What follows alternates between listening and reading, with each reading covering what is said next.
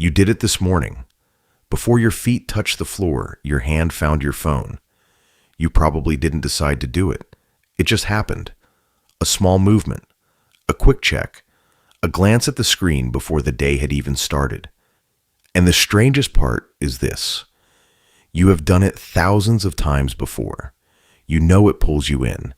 You know one check can turn into 10 minutes. You know there probably isn't anything urgent waiting there, but you still reach for it.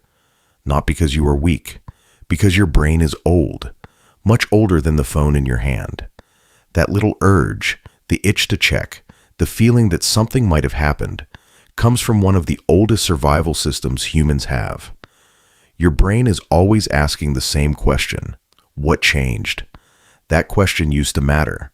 For your ancestors, waking up was not peaceful.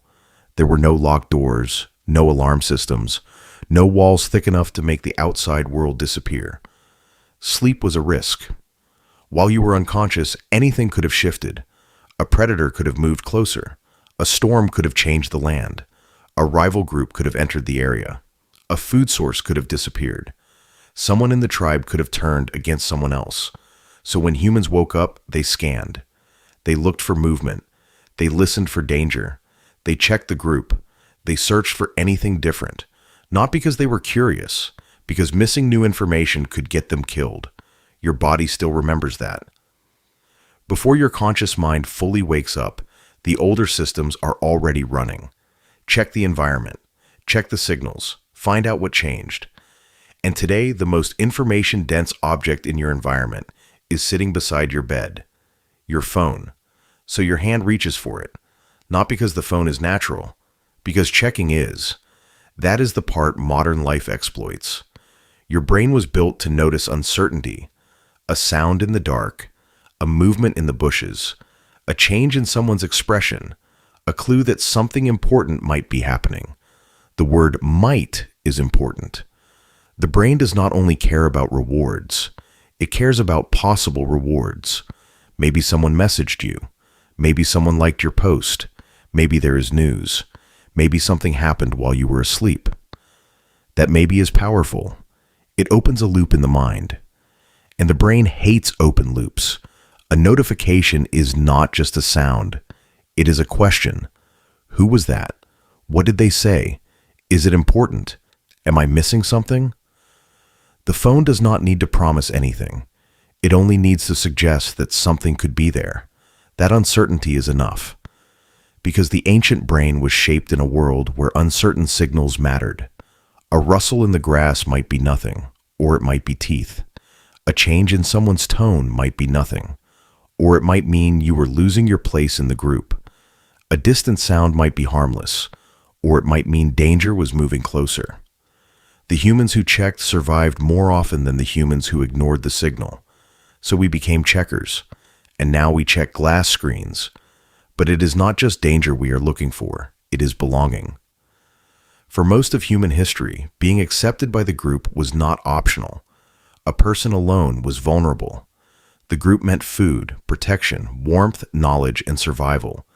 To be rejected was not just painful, it was dangerous. So the human brain became extremely sensitive to social information. Who likes me? Who is angry? Who noticed me? Who ignored me? Where do I stand? Long before social media, humans were already tracking their networks. The camp was the feed. The tribe was the comment section. The facial expression was the notification. Your ancestors had to know where they stood. Today, your phone gives you that information constantly. A like tells you someone saw you. A message tells you someone thought of you. A reply tells you that you still matter to someone. Silence tells you nothing. And nothing is the hardest thing for the nervous system to understand. Silence creates uncertainty. Did they see it? Did they ignore it? Are they upset? Did I say something wrong? Am I being left out? So you check again. Not always for pleasure, sometimes for relief. That is what makes the habit so hard to break. The phone does not only reward you, it also creates discomfort when you stay away from it. A low, nameless restlessness. The feeling that something is happening somewhere, and you are not there to see it. We call it fear of missing out, but the feeling is much older than that. It is the fear of being away from the group, the fear of not knowing what changed, the fear of losing your place without realizing it. Modern technology did not invent that fear. It gave it a screen, and the screen never stops changing. That is the mismatch. Your brain evolved to monitor a small group in a physical world, a limited number of people, a limited amount of information, a world where the signals eventually ended. The fire got quiet. The camp settled. The conversation was over. The group was accounted for. The loop could close. But your phone does not close. There is always another post, another message, another alert, another video, another reason to keep looking. The ancient system keeps asking, what changed? And the phone always has an answer. That is why checking can feel automatic. After enough repetition, the brain turns the behavior into a shortcut. Trigger, reach, unlock, scroll. You do not have to think through every step. The body already knows the sequence. That is useful when the behavior protects you. It is less useful when the behavior steals the first quiet moments of your morning. And yet, this still does not mean your brain is broken. It means your brain is doing what it was built to do in an environment it was not built to understand. The same system that once helped humans survive danger is now pointed at notifications, messages, likes, headlines, and feeds that never end. Your instinct is not the problem. The problem is that the modern world gives your instinct no natural stopping point. So what can you do?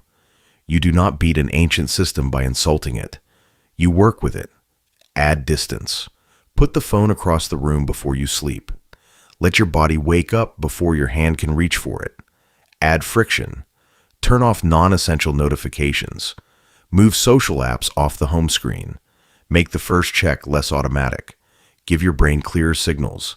Messages from real people can stay. Random alerts can wait. And most importantly, give the old system what it was actually looking for. Real contact, real movement, real daylight, a real conversation, a real environment to scan. Step outside and let your eyes reach farther than a screen. Talk to someone whose face can answer you in real time. Let the nervous system remember the world is bigger than the feed. Because underneath the habit is not stupidity. It is vigilance. It is belonging. It is the ancient need to know what changed while you were gone. This morning, when your hand found your phone before your feet found the floor, it was not a personal failure. It was an old survival instinct waking up in a modern bedroom, a system built for rustling grass, shifting tribes, and danger at the edge of the firelight, now pointed at a glowing rectangle on a nightstand. Your brain is not weak, it is ancient, and the phone knows exactly where to find it. Your brain didn't choose any of this. It just survived long enough to hand it down to you. That's the story this channel tells again and again. Not because you're broken, because you're ancient. If that means something to you, stay. Subscribe. There's a lot more buried in that ancient brain of yours. See you in the next one.